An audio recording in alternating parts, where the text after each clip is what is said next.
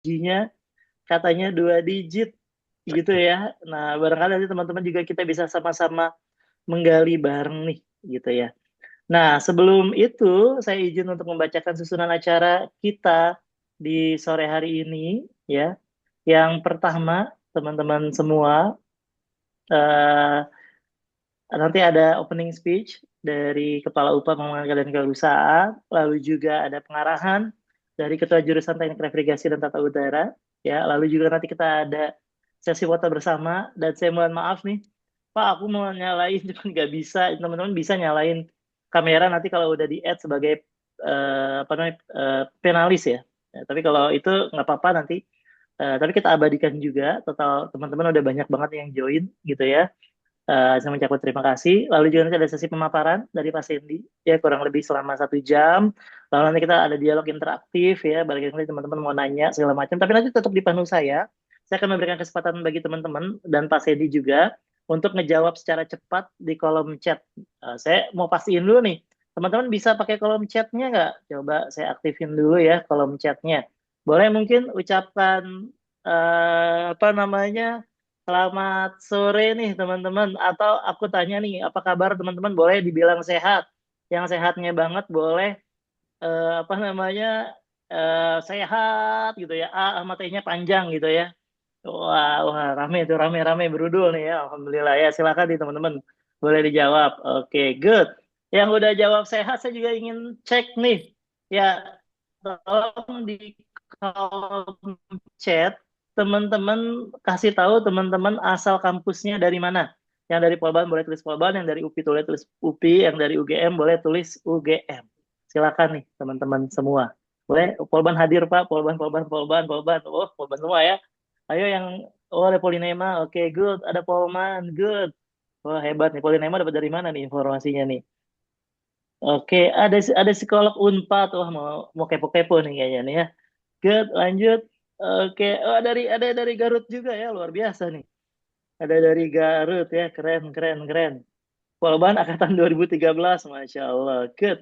2013 berarti lulusnya ke 4 tahun 16 berarti ya. Berarti udah lulus nih, Hmm. kayaknya mau switching karir nih. Oke, good. Oke, sip. Ya, jadi aman ya. Jadi teman-teman silahkan. Nanti saya akan ngasih kesempatan teman-teman untuk nanti ke Pak Sandy untuk bisa ngejawab secara rapid question di kolom chat. Jadi gunakan kolom chatnya secara baik. Nah, oleh karena itu, saya selaku MC Nugroho Ardianto, kita mulai saja rangkaian acara kita di siang menuju sore hari ini. Dengan pertama, saya mempersilahkan kepada yang terhormat Bapak Toto Thohir, apa namanya, selaku Kepala Unit Penunjang Akademik Pengembangan Karir dan Kewirausahaan untuk memberikan welcoming speech-nya. Boleh Pak Toto dicek suaranya dulu? Tes, gimana Mas Don? Oke, aman Pak. Silakan Pak. Baik. Terima Dipersilakan. kasih Pak Nunu. Assalamualaikum warahmatullahi wabarakatuh. Salam Waalaikumsalam sejahtera warahmatullahi bagi wabarakatuh. kita semua. Ya, tadi sudah menyampaikan Pak Nugroho sebagai ketua.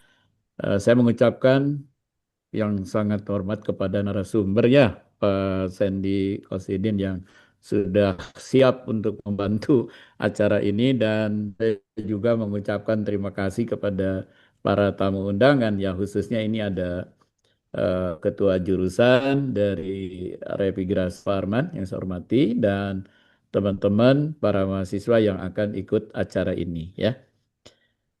Puji dan syukur kita panjatkan kehadirat Tuhan Yang Maha Esa karena atas rahmat dan karunia-Nya kita hadir dalam kegiatan International Career Workshop dengan tema Preparing English CV and Motivation Letter for Global Opportunities dalam kondisi sehat dan penuh semangat. Itu yang penting.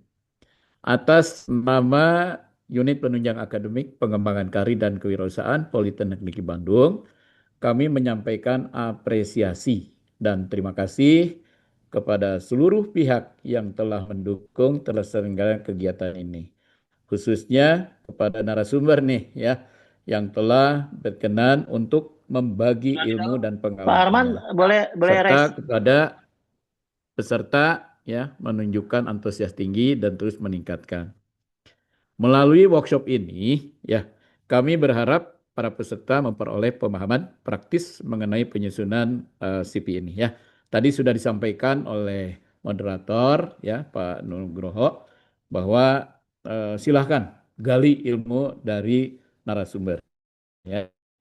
Kami juga berharap kegiatan ini merupakan bagian atau upaya dari upaya PKK, khususnya di Peleban, ya, untuk menghasilkan para lulusan yang bisa diterima di dunia industri. Dengan mengucapkan Bismillahirrahmanirrahim, maka kegiatan workshop pada sore ini kami buka. Wabil taufiq wal hidayah. Wassalamualaikum warahmatullahi wabarakatuh. Waalaikumsalam warahmatullahi wabarakatuh. Terima kasih Pak Toto atas sambutannya yang sangat hangat dan sangat luar biasa. Boleh dong dikasih reactionnya nih teman-teman semua. Boleh dikasih love-nya, boleh dikasih jempolnya, klik nih ya di kolom reactionnya nih teman-teman silahkan ya. Apa namanya untuk bisa atau boleh mungkin dikasih responnya di kolom chat juga boleh. Oke, good. Oke, baik. Ini juga kebetulan sudah ada Pak Arman. Kita lanjut ke acara berikutnya. Ada sedikit pengarahan dari Ketua Jurusan Teknik Refrigerasi dan Tata Udara kepada Bapak Muhammad Arman. Dipersilahkan. Boleh mungkin Pak, boleh dinyalain dulu kameranya. Saya add dulu ke eh, spotlight. Silakan Pak Arman. Baik, Assalamualaikum warahmatullahi wabarakatuh. Waalaikumsalam. Waalaikumsalam warahmatullahi wabarakatuh. Pak Toto yang saya hormati, Pak Nunu, kemudian ada Pak Maulana, juga Pak Sandy. Pertama-tama saya ucapkan terima kasih dan penghargaan setinggi-tingginya kepada tim UPAH PKK dan JPAC yang sudah memfasilitasi kegiatan ini. Saya memang melihat beberapa kebutuhan dari mahasiswa untuk membuat CV dan motivation letter, Pak. Gitu. Karena salah satu titik lemahnya. Dan saya senang dengan tema yang disampaikan bahwa ini adalah tema lebih mengglobal begitu ya. Di mana tidak saja sebenarnya melamar untuk selam bersih, tapi saya kira bisa untuk tempat-tempat lain. Begitu, Pak Sandy.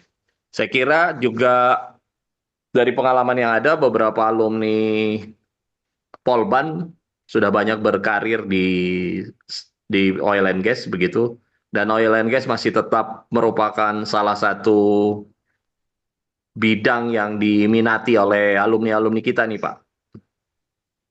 Sekalipun saya kira kalau saya tidak salah ingat 96 itu angkatan 96 ada yang sudah mulai masuk.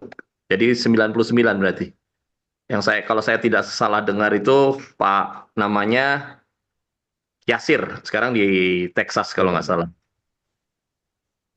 Juga di bagian sempat di engineering, kemudian juga di HR. Saya kira kesempatan yang berharga ini bisa dimanfaatkan oleh teman-teman muda, calon-calon lulusan begitu. Dan saya juga mengapresiasi untuk semua tamu nih. Saya juga kaget nih Pak Nunu. Tiba-tiba ada dari Polines, Pak Toto, ada dari berbagai ini. Ya inilah salah satu berkah dari media sosial yang ada sekarang. Oke, saya kira itu karena kebetulan saya juga ada tamu lagi dari Cina untuk berkunjung ke Refri. Saya mungkin agak pasif mengikutinya, Pak Nunu, Pak Toto, Pak Sandy, Pak Maulana. Terima kasih, selamat mengikuti webinar. Assalamualaikum warahmatullahi wabarakatuh. Waalaikumsalam warahmatullahi wabarakatuh. Terima kasih banyak nih kepada Bapak Arman atau Pak Muhammad Arman atas kesediaan waktunya untuk memberikan pengarahan nih khususnya kepada teman-teman mahasiswa teknik refrigerasi dan tata udara yang semangat banget nih.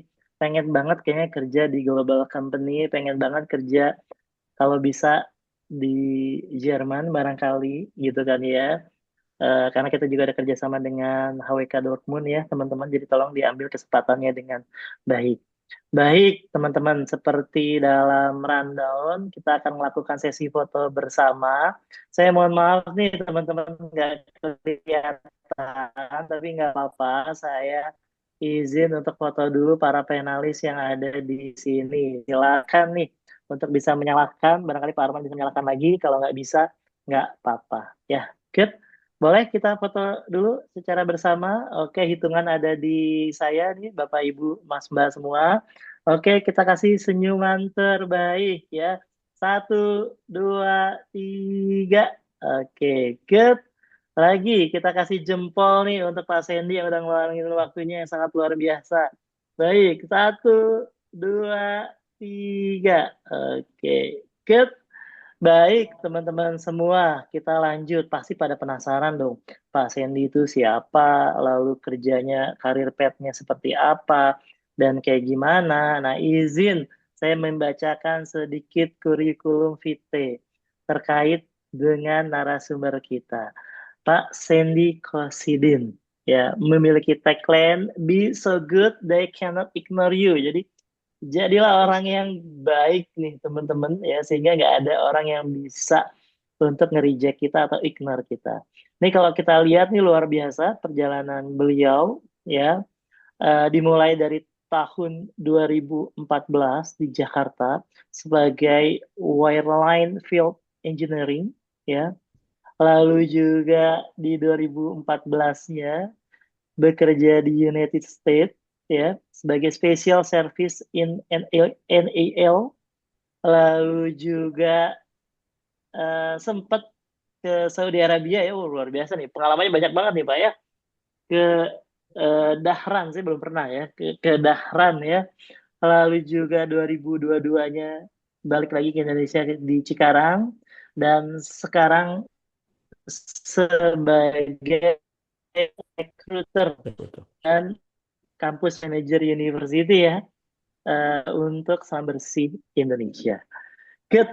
Nah, sebelum saya mengajak Pak Sandy untuk saya spotlight nih, teman-teman semua, kira-kira nih Pak Sandy, hari ini nih, kira-kira nanti teman-teman dan kita semua akan belajar apa nih Pak Sandy? Boleh di apa dikasih bocoran sedikit nggak? Ya, halo, selamat sore. Kira-kira Kedengaran ya Pak Sandy suara akan saya? sharing apa aja nih? Kedengeran Pak? Aman Pak, aman. Ya, jadi kayaknya sih seperti yang tagline di belakang ini gitu ya. Saya diminta Pak Nunu untuk deliver sebuah topik gitu ya. Memang terlihat simple sebenarnya. Saya yakin juga teman-teman mahasiswa sudah pernah buat CV gitu ya. Cuman apakah CV-nya itu easily being spotted atau enggak bagi recruiter dimanapun kita apply gitu ya. Jadi biasanya memang kalau misalnya CV yang terlalu simple juga tidak baik gitu ya. Terlalu rumit, terlalu panjang juga tidak baik. Jadi ibarat CV itu seperti em, kalau kita ibaratnya mau ke jalan-jalan ke luar negeri gitu, kita harus ada paspor dulu. Nah, CV itu kalau kita nggak punya, gimana cara jembatanin kita terhadap si company gitu ya. Jadi company itu tidak akan memanggil kita untuk interview kalau dia belum tahu kandidatnya itu siapa. Nah, untuk sebuah company tahu itu biasanya mereka akan lihat dari CV dulu. Nah, jadi CV itu kalau bagi saya ya yang kesehariannya menjadi recruiter itu sudah eh, sehari-hari lah. Sehari saya minimal mungkin lihat ada 20 CV ya minimal on daily rutin gitu ya. Jadi bagi saya sangat familiar dengan CV-CV yang masuk, terutama yang di eh, Indonesia ya. Kebetulan karena saya kan assignment-nya tuh di Indonesia recruiter. Jadi saya sangat familiar dengan berbagai background juga, bukan cuma dari politeknik, tapi juga bahkan dari sekolah-sekolah bisnis, sekolah komunikasi dan lain-lain. Karena kami di SLB juga bukan cuma mencari posisi yang relevan dengan engineering ya. Mungkin kalau teman-teman dari Polban itu lebih em, banyak atau tadi kata Pak Toto mungkin kita punya alumni eh, Polban hampir 99 orang yang terdaftar yang kerja di SLB, dan itu saya yakin majority itu di engineering ya. Namun di SLB sebenarnya tidak kerjaan kami itu untuk rekrut bukan cuma dari background engineering. Kami juga background dari ada yang dari DKV, ada yang dari law, bahkan ada yang dari HSC background. Karena kan kita butuh ini ya, butuh function support, bukan cuma sekedar engineering.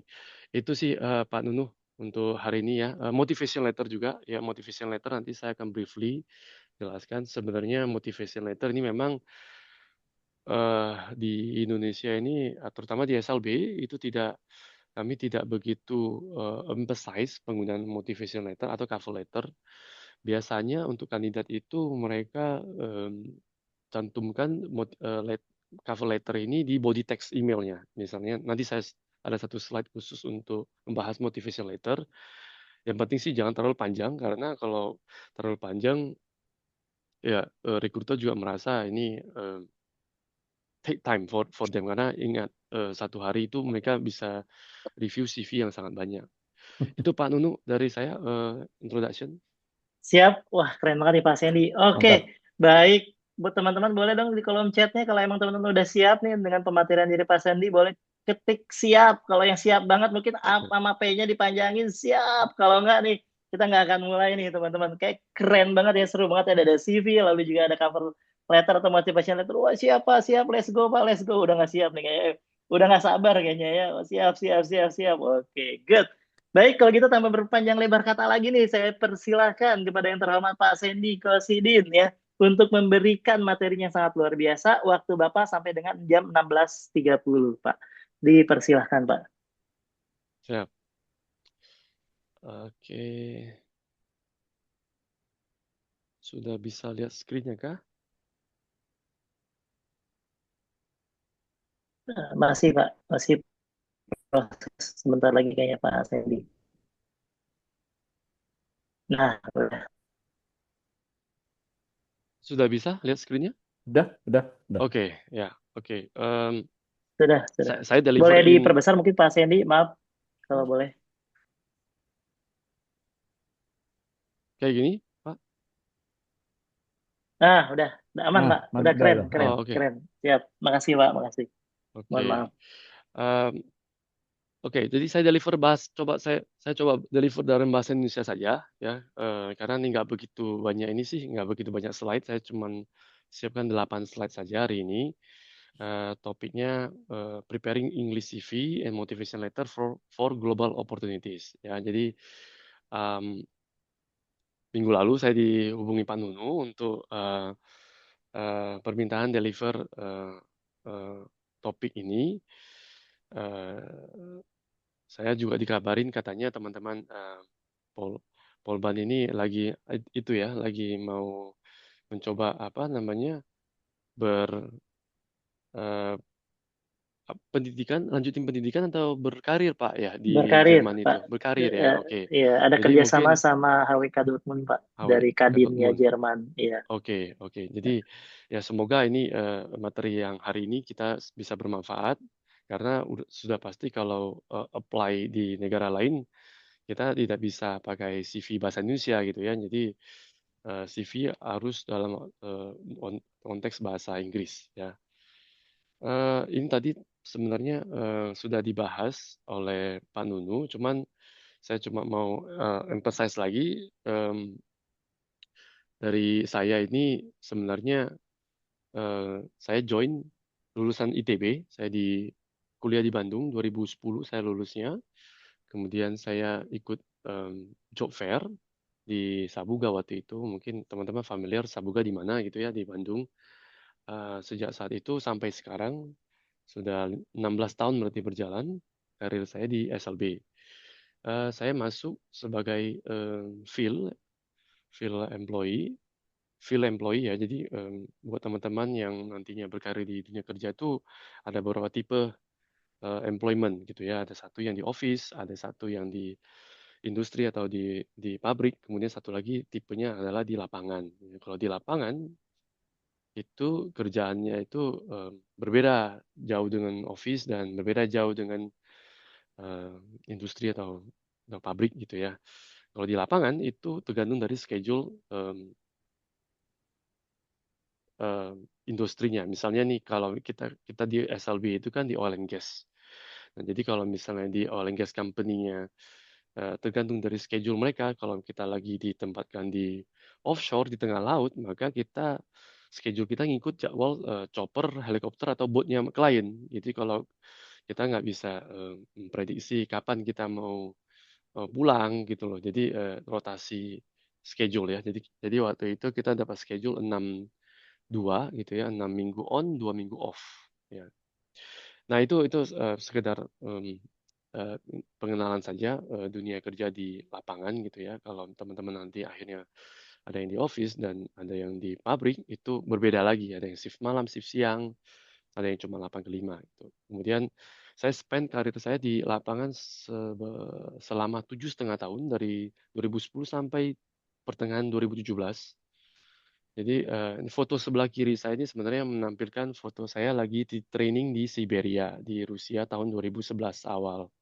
Itu sebenarnya kalau yang saya ceritakan itu saya dari kecil tidak pernah lihat salju gitu ya.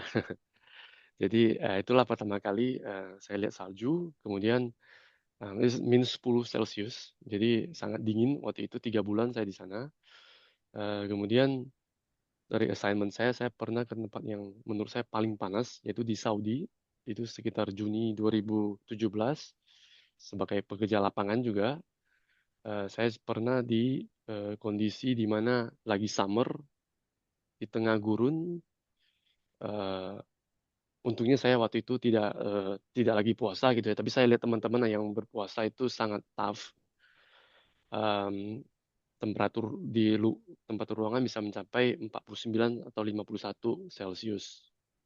Jadi kalau misalnya ada metal di apa namanya di surrounding gitu ya, di surface itu kalau dipegang nggak bisa dipegang dengan tangan eh, dengan tangan telanjang lah ya. Jadi ibaratnya em, sangat ekstrim, ekstrim panas dan ekstrim dinginnya ketika saya training di Siberia. Jadi eh, ini sedikit intermezzo saya. Saya pernah di dua kondisi yang ekstrim. Kemudian tahun 2018 saya pindah ke ini namanya remote operation tuh namanya seperti operation support ya.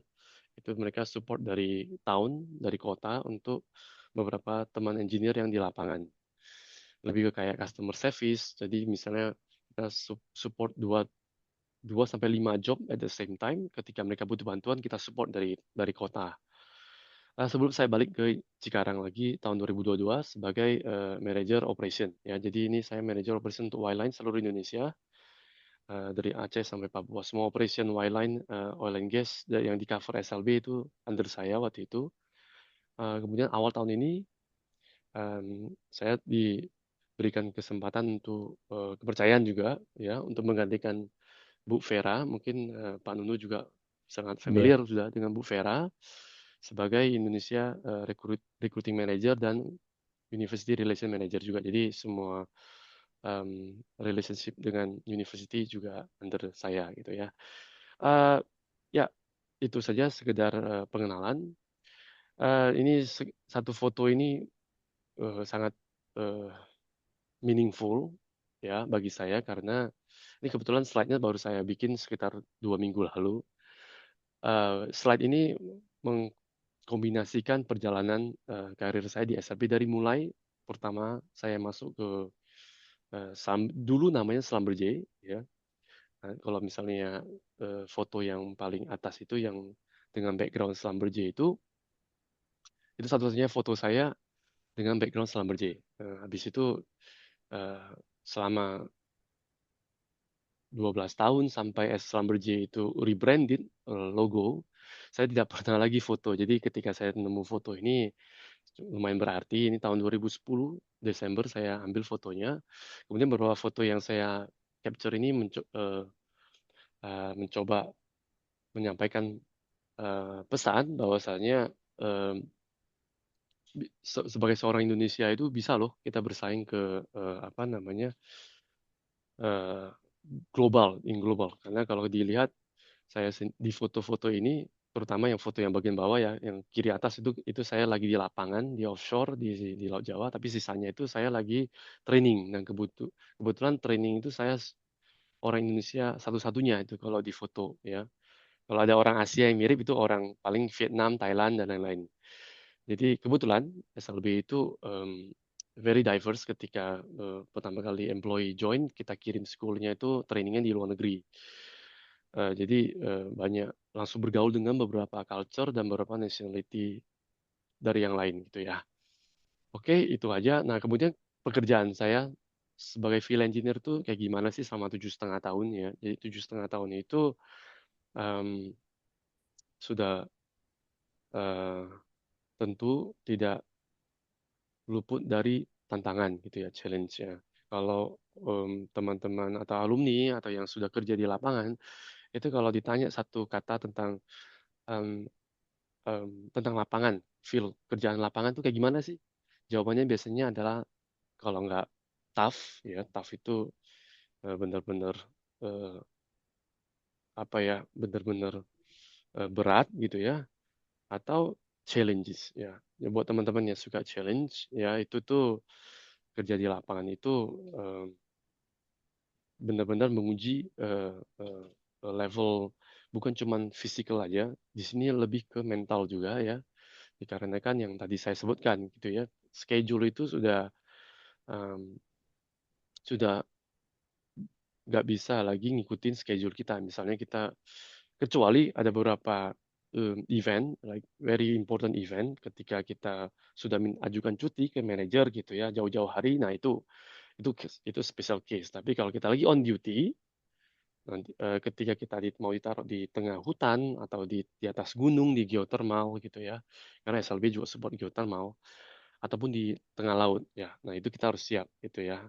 Nah, ini beberapa foto ini sebenarnya beberapa foto yang bisa saya capture gitu ya, saya tampilkan.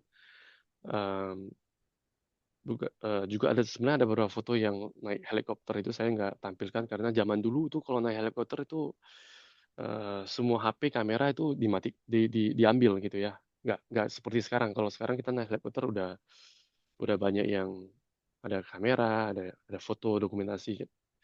Nah, semacam itu. Jadi kalau misalnya kita naik boat, kita juga akan naik ke rignya dengan personal boat seperti foto yang di kiri bawah ini. Ini mouse saya kelihatan nggak ya? Kalau saya gerakkan di sini, nggak ya? Kayaknya saya harus klik annotate ya. Aman, Pak. Kelihatan tuh dikasih Ke- jempol, Pak. Oh, kelihatan ya? Mau saya kelihatan ya? Oke. Ya, jadi seperti ini Kelihatan, adalah kelihatan. ini Kelihatan. adalah Walaupun emang foto agak kecil. Tapi nggak kecil apa-apa. ya. Ya, jadi ini adalah Ya. foto saya nih kebetulan lagi naik personal basket. Ini yang digantung oleh crane. Ini lagi berada di boat ya. Boatnya kalau lagi high tide itu lumayan lumayan lumayan seram lah ya. Ini beberapa foto yang bisa saya foto gitu ya ketika lagi bekerja di field site ya, ketika di land seperti ini. Oke, itu aja paling pengenalan. Oh ya, juga kalau sebagai pekerja lapangan, field employee atau field worker itu kita punya moto ya. Biasanya em, ada yang bilang work hard, eat hard, makan banyak gitu ya. Kalau kita work hard, play harder ya. Jadi ibaratnya kayak ketika kita di-assign di manapun itu, dari Aceh sampai Papua, selama 7,5 tahun itu saya selalu menyempatkan minta off beberapa hari gitu ya dengan manajer saya gitu untuk traveling. Kebetulan saya punya hobi hiking gitu, jadi saya selalu menyempatkan setelah selesai saya hiking gunung apapun itu, gunung yang terkenal kayak Seven Summit atau hanya sekedar curug yang kecil juga kita kita jabani lah ya gitu ya. Jadi ibaratnya tenis juga kebetulan lagi jadi hobi saya yang recent gitu ya. Jadi saya selalu menyempatkan waktu untuk mengisi waktu saya dengan hobi. Alright, kita masuk ke topik utamanya gitu ya.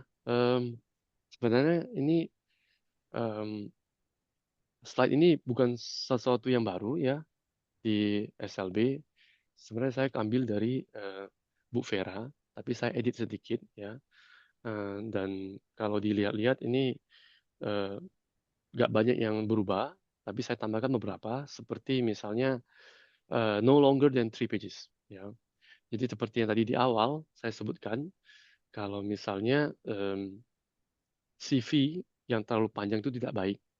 Kenapa? Karena eh, walaupun banyak yang mau ketika seseorang kandidat itu banyak informasi yang harus dimasukkan, itu then that's another story. Ya, another story maksudnya another case. Kenapa si kandidat itu bisa sangat banyak nih yang dimasukkan? Apakah dia terlalu banyak kata-kata yang dimasukkan? Bisa dipersingkat nggak? Kalau bisa dipersingkat ya dipersingkat gitu ya. Tapi kalau memang sudah dipersingkat dan sangat banyak, nah itu mungkin saran saya bisa dihapus yang tidak relevan. Misalnya ketika kita lagi apply contohnya apply ke SLB. Eh, ini terjadi ya, case seperti yang no longer than 3 pages. Karena kandidatnya itu memasukkan kayak misalnya capaian prestasi dia ketika dia masih kecil gitu, juara balet dan lain-lain. Nah itu dimasukkan juga ya. Tapi waktu itu yang kita buka itu adalah job vacancy yang kita buka itu sebagai technician gitu kan, technician di lab, maintenance technician. Dan ketika sudah lebih dari 3 halaman itu sudah biasa rekruter itu kalau lihat ini eh, apakah semua wordingnya relevan atau tidak gitu kan. Setelah dilihat, oh ternyata nih dia masukin juga dia juara balet pas dia lagi SD gitu kan. Nah itu menurut saya bisa supaya tujuannya biar lebih compact ya CV-nya, dan ketika recruiter lihat itu dia spot on ya. Ketika apa sih yang sebenarnya recruiter lihat gitu kan. Nanti saya ada contoh CV next slide. Di kita itu cuma lihat ada 5 poin besar, nanti di next slide itu yang kita lihat ya. Walaupun sebenarnya achievement juara balik juga sebenarnya achievement gitu ya, itu slide. Tapi itu lagi nggak, again bagi recruiter itu tidak lagi, bukan something yang beneficial dari satu kandidat over the other kandidat ya. Nah itu sih no longer than 3 pages. ATS friendly CV format. Nah ini ATS itu tracking system ya, applicant tracking system. Ini nih sekarang termasuk SLB ya, banyak company di Indonesia, at least di Indonesia, kalau di luar negeri lebih banyak lagi mungkin ya. Termasuk SLB itu sudah mulai memasukkan algoritma AI ke dalam um, uh, applicant yang masuk ya. Jadi misalnya ketika kita bikin job vacancy, kita publish di LinkedIn atau di karieraSLB.com, itu katakanlah ada 1.200 applicant yang masuk. Nah, itu um, di SLB itu sudah punya satu uh, sistem integrated dengan AI yang akan nge-filter, bukan filter, sorry, dia akan nge-sorting otomatis si kandidat itu berdasarkan apa yang kita masukin ke CV. Nah, makanya penting sekali untuk ketika kita bikin CV itu jangan dari apa namanya banyak yang dari picture terus diedit atau tambahin beberapa picture. Nah, itu nggak akan kebaca sama AI. Ya, jadi ATS friendly CV format itu bisa dibaca di Google, bisa di googling aja. Itu sebenarnya banyak banget yang sudah ada contoh-contoh CV yang tidak terlalu banyak em, eh, picture ya. Yang poin ketiga, avoid picture. Kenapa? Karena AI ini secanggih-canggihnya AI juga nggak semua company yang punya AI yang sangat canggih gitu ya. Jadi dia bisa detect misalnya dari university name, um, um, tahun lulus, GPA gitu ya. Itu udah bisa detect dari wording yang kita masukin di CV. Nah, jadi sangat penting sekali untuk nanti next slide itu adalah contoh CV. Nah, itu akan saya jelaskan kenapa um, sangat penting untuk jangan memakai format-format yang lebih banyak fotonya atau di kiri dan kanan. Ada beberapa contoh CV nanti kita bisa go through ya. Kemudian poin ketiga, avoid picture logo ini yang tadi yang saya sebutkan gitu ya. Picture ini bukan foto pribadi ya, itu nanti poin nomor 4. Kalau picture itu maksudnya kayak ada yang gambarin beberapa foto dia lagi juara, itu tidak penting ya di halaman-halaman berikutnya. Kemudian logo, icon, grab itu nggak usah, karena kita pengen CV itu size-nya juga nggak terlalu besar ya. Kalau terlalu besar juga kadang-kadang uploadnya juga susah, kemudian download juga susah. Kemudian keempat, include professional foto. Nah ini boleh iya, boleh enggak. Tapi kalau misalnya kita masukin pas foto, kalau bisa yang ya profesional ya, pas foto aja gitu, nggak usah yang em, lagi jalan-jalan atau di mana di Instagram, jangan gitu ya, yang profesional saja. Kemudian yang kelima, measurable achievement. Nah ini sangat penting nih. Saya lihat beberapa CV terakhir itu, at least bagi saya gitu ya, banyak kandidat-kandidat itu yang memasukkan achievement-achievement mereka. Ya contohnya misalnya juara, oke fine. Kalau juara biasanya juara satu ya. Tapi kalau misalnya dia rank 2, rank 3 harus disebutkan gitu ya. Kemudian kalau misalnya punya sebuah apa namanya eh, yang barusan mendirikan sebuah organisasi gitu atau UKM, unit kegiatan mahasiswa. Nah, tuh biasanya coba nulis membernya berapa orang gitu ya. Di sana kita bisa tahu seberapa besar organisasi size-nya itu kan. Teman-teman juga di sini I think apa ya, udah familiar dengan aktivitas organisasi ketika masih mahasiswa ya. Nah itu juga kalau bisa dimasukin. Kemudian contohnya kayak achievement, kayak improve efisiensi di sini ini, eh, jangan cuma bilang improve efisiensi ya. Kalau bisa ada percentage-nya gitu. Yang poin berikutnya adalah avoid typo. Ini is normal. Kadang-kadang teman-teman juga pasti akan go through again gitu ya, baca, jangan sampai ada yang typo. Biasanya kalau achievement ataupun project-project yang sudah dilakukan itu biasanya masukin apa past tense gitu ya. Misal build yang misalnya udah done, conducted ada ed-nya. Jadi terbiasa dengan apa English tense yang benar gitu ya. Jangan jangan default aja gitu, jangan default present tense. Avoid too much warna ya. Jadi kalau bisa hitam aja semua nggak apa-apa. Kalau CV itu tulisannya hitam semua nggak apa. Jangan, kalaupun mau dibedain colornya for some reason, misalnya untuk judul, misalnya education, experience, project, achievement, nggak apa-apa. Tapi warnanya kalau bisa jangan yang terang benderang, dan jangan terlalu banyak warna. 2-3 color cocok. Gray, hitam, kemudian biru tua, that's it, maksimum ya. Kemudian paling terakhir ini paling penting ya. Jadi are you fit to the requirement to the job vacancy ya. Jadi kadang-kadang kita sudah, mungkin ini tidak ada relevannya dengan how to prepare CV, tapi CV itu at the end teman-teman ngasih ke siapa sih CV-nya itu? Ke company yang lagi buka lowongan, bener ya. Nah jadi kalau misalnya CV-nya itu katakanlah job vacancy-nya dibuka, di sana tertulis job requirement-nya adalah dengan background um, yang dengan yang pernah kuliah di business administration. Katakanlah kita lagi buka untuk uh, business system administration role lah ya, bukan engineering role. Ya. Di sana jelas gitu ya, fresh graduate dengan major business administration. Kemudian teman-teman dari background engineering apply ke situ kan. Nah, jadi di situ saja sudah nggak cocok sebenarnya dengan apa yang diminta company di job vacancy itu terhadap si kandidatnya. Nah, itu yang paling bukan cuman background major ya, tapi kadang-kadang kalau kita masukin GPA gitu minimal mungkin mungkin beberapa company sekarang sudah mulai menghilangkan requirement GPA, tapi di SLB sendiri kami tetap em, memerlukan requirement itu ya, bukan karena eh, kita tidak apa namanya, kita tidak mempertimbangkan yang di bawah angka itu gitu ya. Tapi memang dari kami, dari untuk technical apa namanya, kognitif dari si kandidat itu, kita mulai filter dari fase CV screening. Nah, CV screening itu ketika dimasukin GPA, di sanalah kita mulai filter out ya.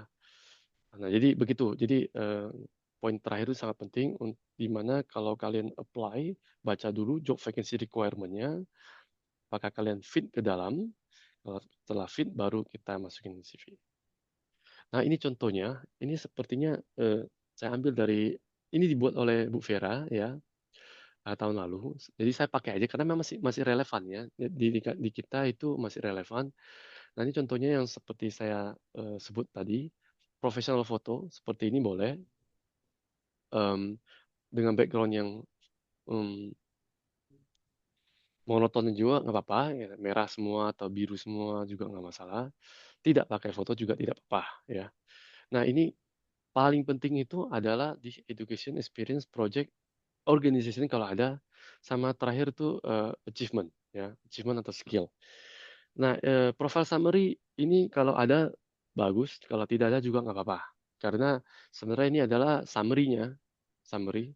Kalau CV sudah masuk ke, soal namanya CV, PDF gitu ya, udah masuk ke si recruiter, ini dia akan baca semua ya. Maksudnya kalian tidak akan, nggak harus worry gitu ya. Si recruiter tuh akan baca dari atas sampai habis.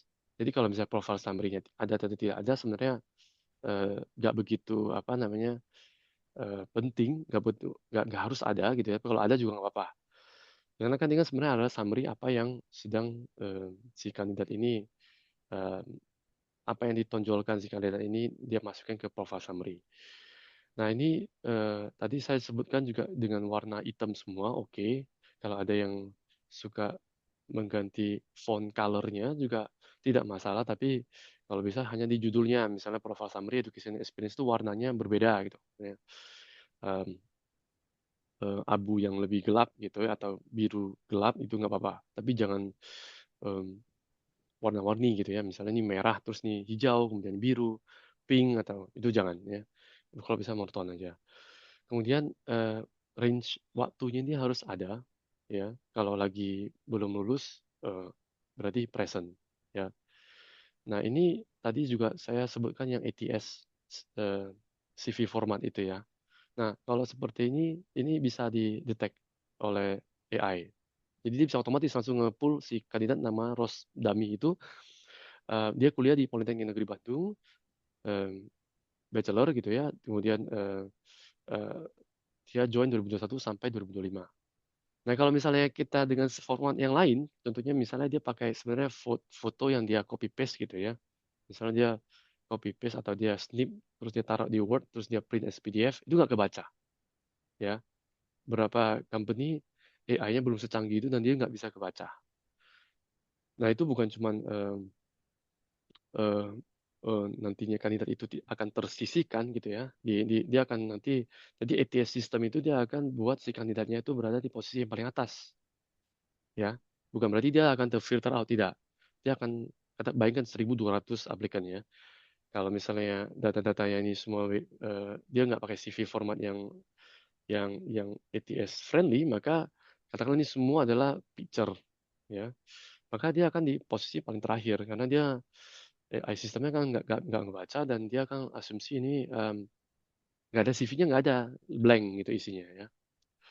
Ya mudah-mudahan AI yang kedepannya akan lebih canggih, dia bisa detect sampai huruf by huruf gitu ya. Tapi kalau bisa nggak ada salahnya juga kita bikin CV yang ATS friendly gitu ya. Jadi bisa langsung automatic detect angka-angka yang dibutuhkan untuk recruiter ya.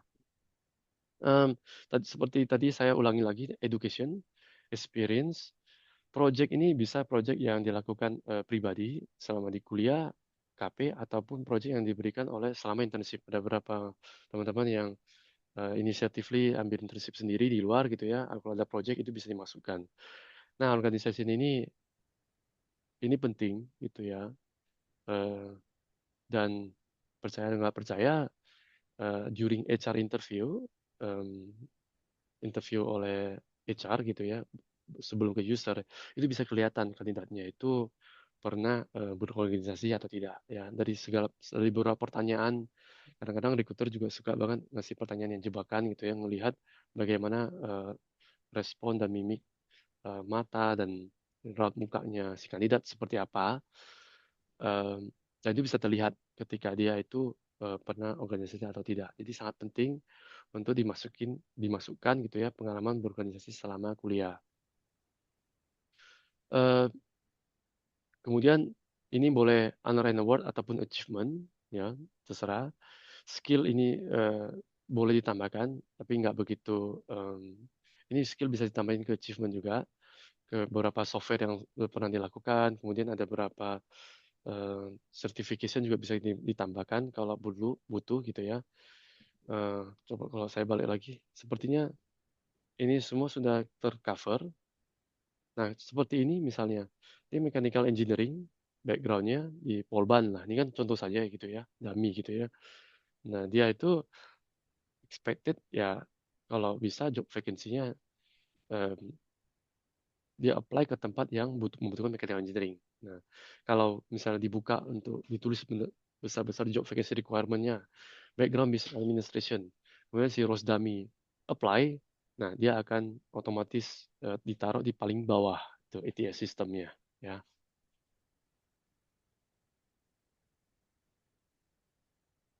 Oke, itu aja dari CV. Sepertinya em, nggak banyak dari saya.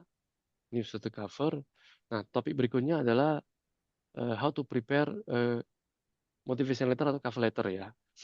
Seperti yang tadi saya sebutkan di awal, itu tuh sebenarnya eh, sangat eh, jarang, terutama di SLB, itu untuk memakai cover letter atau motivation letter.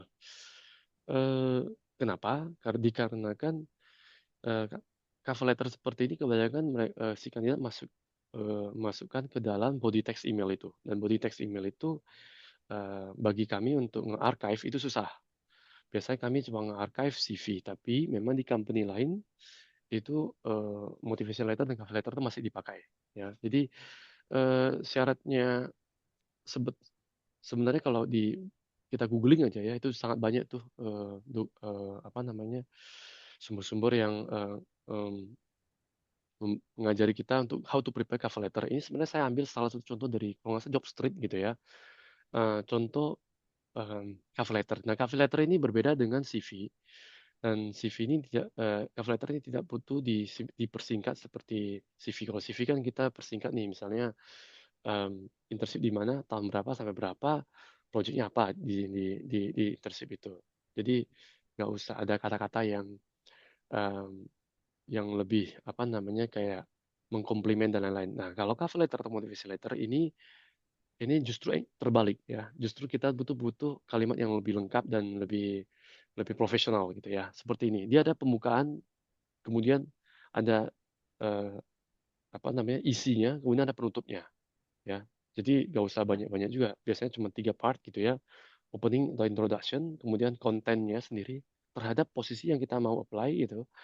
Kemudian terakhir adalah um, closingnya. Closingnya adalah ya seperti thank you for taking time, kasih tahu juga email kita, walaupun sebenarnya di email juga sudah ada gitu ya.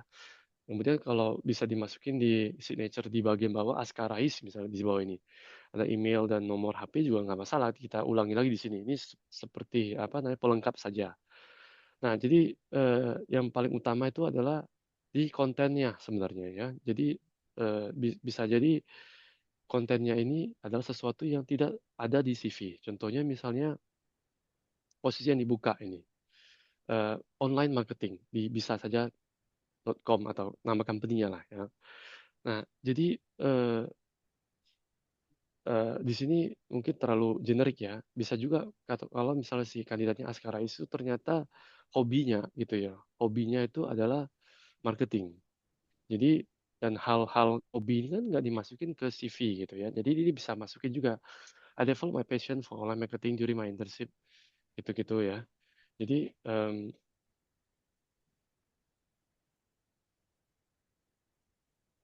oh ini apply untuk doctoral program in political science at Sangnya. Oke, yang ini justru terbalik ya. Dia tuh mau apply ke university dan dia sudah pernah internship di satu company. Nah, kalau ini case-nya berbeda ya. Kalau yang tadi case saya sebutkan itu mungkin kalau misalnya kita lagi apply satu job vacancy di satu perusahaan dan kita punya apa namanya extra experience yang nggak kita masukin ke CV. Contohnya kalau misal hobi, kalau teman-teman ada yang misalnya hobi oprek motor gitu ya, itu kan nggak kita masukin ke dalam CV, dan internship juga nggak ada dong, apa namanya, internship yang bengkel yang nerima internship ya. Nah, itu bisa kita masukin ke cover letter. Ya, misalnya my name is Askar Rais, bahwa kemudian I develop my passion for, katakanlah, posisi workshop as a mechanic gitu ya.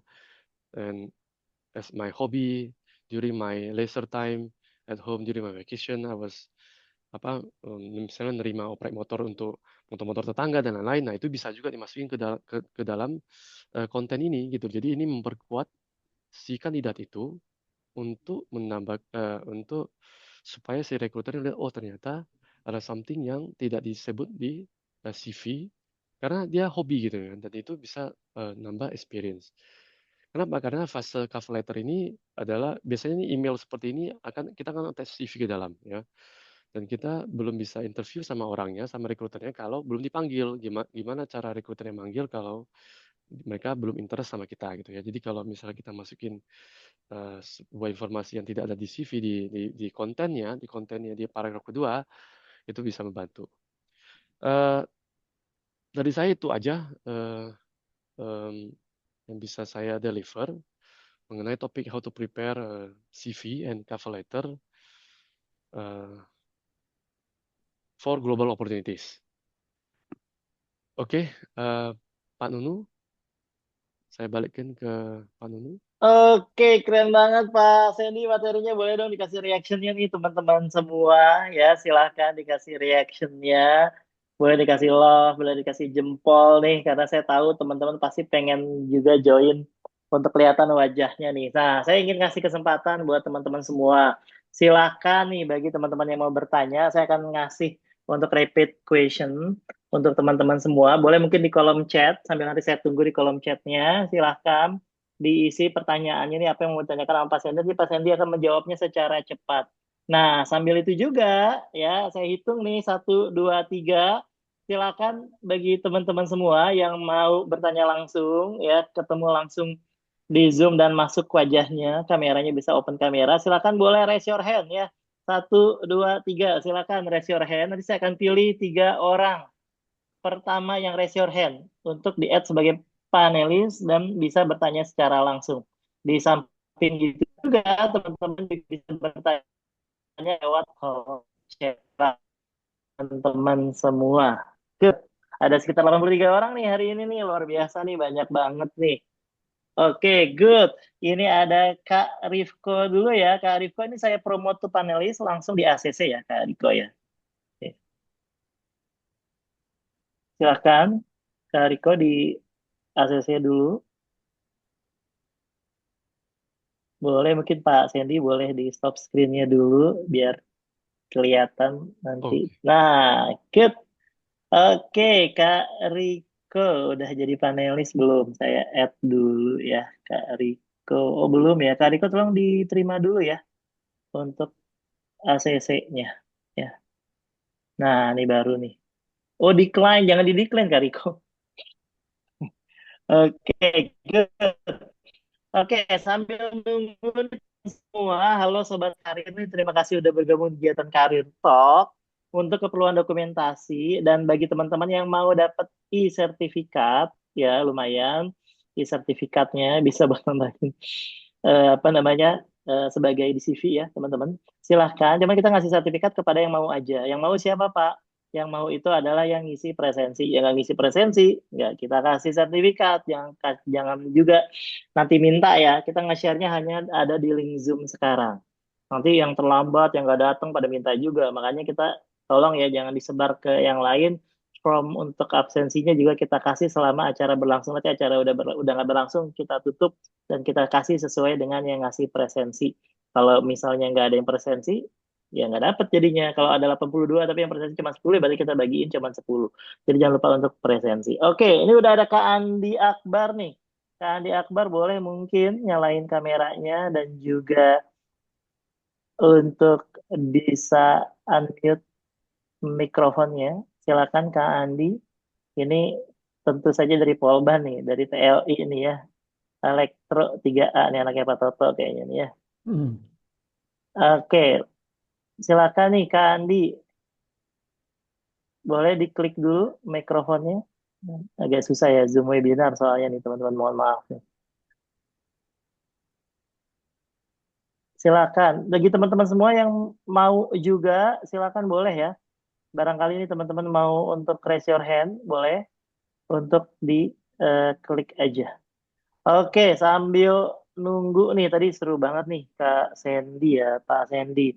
Pak Sandy ini kalau dari pengalaman Pak Sandy kerja dengan tenaga kerja luar ya, khususnya bukan orang Indonesia, apa sih hal yang bedanya nih Pak, kalau misalnya di lingkungan environment ya, di lingkungan tenaga kerja internasional, mungkin dari sikap, tindakan, ataupun dari cara apa namanya apa namanya live view ataupun cara mereka gitu ya bekerja dan lain, ada bedanya nggak sih Pak kalau misalnya kan pas saya sempat kerja di Jakarta sekarang di juga di Saudi juga di United States, ada bedanya nggak sih orang kita sama orang luar negeri ini, barangkali nanti bisa memperbaiki sikap kita juga nih Kak Sandy, Ya, gimana nih ya Pak, makasih, sambil nunggu teman-teman ya barangkali ada yang makasih mau Pak Nunu bertanya. pertanyaannya. Jadi ini memang relevan banget ya dengan teman-teman yang kalau nantinya berkarir di global karir gitu ya, ketemu banyak ekspat. Jadi orang Indonesia sangat terkenal dengan rasa minder gitu ya, nggak percaya diri gitu. Jadi padahal Nggak kita tuh percaya punya diri. talent, kita sebenarnya bahkan kalau boleh dibanding-bandingkan, performance kita sebenarnya sangat boleh dikatakan top top apa ya? Kalau hands on ya, secara hands on kita lumayan oke. Saya sendiri kalau ikut training di luar negeri itu biasanya saya bukan mau meninggikan diri gitu ya, tapi adalah top 3 atau top 3 atau top 5 lah all the time di kelas gitu ya. Em, dan kebetulan saya bukan orang yang yang suka minder gitu ya. Jadi saya pede-pede aja. Jadi kalau misalnya kita punya ide bagus, kita langsung sampaikan gitu kan. Jadi nah kalau orang Indonesia yang lain itu kebanyakan rata-rata gitu ya. Saya harap teman-teman di sini tidak gitu ya. Kalau memang iya, boleh coba diubah gitu ya. Kita kalau misalnya ketemu orang-orang luar, em, kita selalu mencoba menjadi yang kedua atau ketiga. Misalnya ketika em, seperti ini, misalnya ada yang mau nanya. Misalnya kalau memang beneran ada yang mau nanya, banyak yang mau nanya, dan tidak ada yang berani nanya, itu biasanya tuh akan nunggu dulu. Saya nunggu dulu deh ada yang nanya pertama, baru nanti saya nanya kedua. Tidak, jangan seperti itu ya. Karena kadang-kadang bisa jadi kayak contohnya di kelas gitu ya. Ketika satu orang nanya, udah selesai. Instrukturnya akan pergi gitu. Karena dia cuma terima satu pertanyaan. Dan ketika teman-teman jadi orang yang kedua, orang ketiga, orang keempat, jadinya menyesal kan. Karena itu dia tadi, minder dan kurang pede. Padahal sebenarnya banyak ide-ide dari mereka itu, dari kita itu sebenarnya yang sangat bagus gitu ya. Nah kalau saya sendiri, kebetulan karena saya ya mungkin karena faktor organisasi juga ketika saya di 4 tahun saya spend di ITB gitu ya, saya lumayan aktif dari tahun pertama sampai saya lulus gitu ya, dan jadi ketua juga di beberapa organisasi. Saya lumayan talkative ya, talkative itu dalam artian cerewet gitu ya. Jadi eh, ketika ketemu sama orang luar juga saya normal aja gitu. Tapi banyak teman-teman yang saya lihat tuh takut kayak, aduh, kayak misalnya contohnya kita kalau lagi training center lagi makan siang, itu kebanyakan orang Indonesia itu akan mencoba kumpul sama orang Indonesia doang satu meja gitu kan. Padahal, hello, satu kelas itu cuma kamu doang. Kamu tuh somehow bisa kenal orang Indonesia di kelas yang lain. Tapi kalau bisa ya jangan itu-itu aja bergaulnya gitu kan. Jadi kita harus lebih apa namanya, lebih open minded sih sebenarnya, open minded, get to know the culture from the people from different nationality gitu. Itu sih Pak Nunu. Oke, baik. Berarti kita kurang pede ya, Pak ya. Padahal mah kita mah Rata-rata sih. sebenarnya skillnya Padahal kita sama ya, Pak ya. skill bahkan kadang kita lebih lebih baik sebenarnya Lebih kalau pintar ya boleh sebenarnya lebih ya. pintar kita Oh, ya. iya, iya, iya, iya. Lebih Waduh, rajin kita juga, lebih hardworking kita sebenarnya daripada mereka kan. waduh. Berarti jangan takut nih teman-teman ya, mentang-mentang mereka bule ya, kita kan Pak Le. Oh enggak, misalnya. Oke nih, terima kasih Pak Sandy, jawabannya sangat keren banget. Ini ada pertanyaan dari Kak Diki Renaldi, ini saya izin bacakan. Sambil teman-teman silahkan nih kalau mau ingin bertanya langsung, boleh raise your hand, nanti di-add sama eh, finalis gitu ya. Nanti di-add sama kami untuk jadi penalis. Oke, good. Nah, ini Kak Diki ingin bertanya, halo Pak, izin bertanya, jika saya tertarik untuk bekerja di industri oil and gas. Namun secara pengalaman intern saya itu di otomotif, yang dimana tidak relevan dengan industri yang saya apply. Apakah saya mesti coba intern juga di bidang oil and gas? Lalu bagaimana Pak sarannya? Apakah ada chance untuk saya bisa lolos seleksi administratif ya khususnya di SLB gitu ya. Lalu gimana sih kalau di SLB sendiri untuk requirement-nya ya seperti apa proses filteringnya administrasi. Wah ini udah nanya-nanya sensitif ini ya, nanya ordal ya. Terima kasih. Nah gimana tuh Pak Sandy? Oh ya dari ini ya, halo, kedengaran nggak? Iya, halo Pak, kedengaran Ya, dari chat Pak, dari Diki, dari Kak ya Diki Renaldi ya, dari betul. Diki Renaldi ya. Kalau boleh tahu ini kan intern di bidang I mean, industri otomotif. Kemudian kalau pengen masuk ke SLB, oh untuk ngejar industri oil and gas, apakah dibutuhkan lagi intern di bidang oil and gas? Kalau boleh tahu jurusannya apa nih?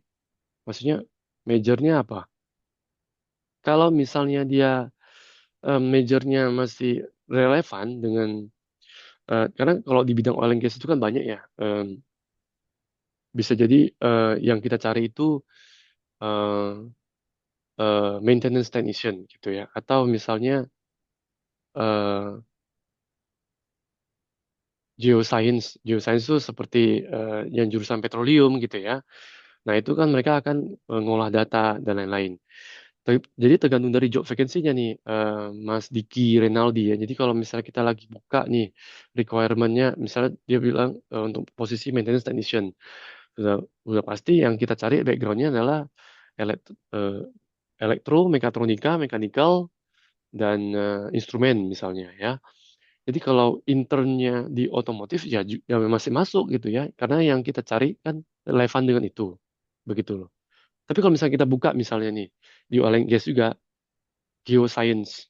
Eh, Geoscience itu semacam yang processing data petroleum gitu ya.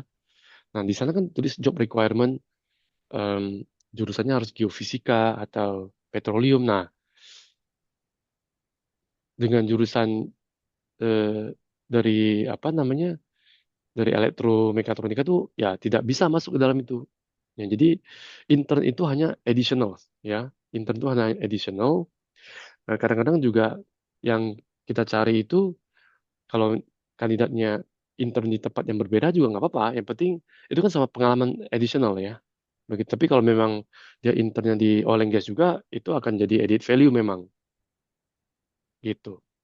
Pak Nunu? Oke Pak, bagus banget nih, keren, keren, siap. Baik, kita lanjut nih. Selamat sore, ini dari Kak Renal Geraldo. Selamat sore Pak, izin untuk bertanya perihal relevansi jurusan dan SLB. Apakah saya akan berkuliah di jurusan Teknik Konversi Energi dengan prodi D4 Teknologi Pembangkit Tenaga Listrik? Ini bisa terjun di perusahaan seperti SLB, dan juga bisa nanti difokuskan pada bidang apa ya Pak? Sebelumnya terima kasih banyak. Oh, yang ini ya. Oke, dari Renal Geraldo. Jadi gini, semua jurusan rekayasa teknik atau teknik ya. Sekarang engineering itu kan sekarang mereka lagi ubah penamaannya itu. Mau teknik atau rekayasa apapun itu, ya, itu tetap diterima ya di SLB. Jadi kita itu punya eh, eh, apa namanya, terutama kalau misal kita butuh posisi field specialist ya. Field specialist itu dia itu yang penting background teknik itu bisa masuk ke posisi ini. Kenapa dibutuhkan teknik? Teknik itu karena eh, selama kuliahnya itu mereka sudah terpapar dengan analisis dan troubleshooting ya. Jadi mau dia konversi energi, mau dia teknik apa namanya manufaktur, teknik apa itu bisa. ya ke field spesialis. Kecuali memang job vacancy-nya ditulis spesifik.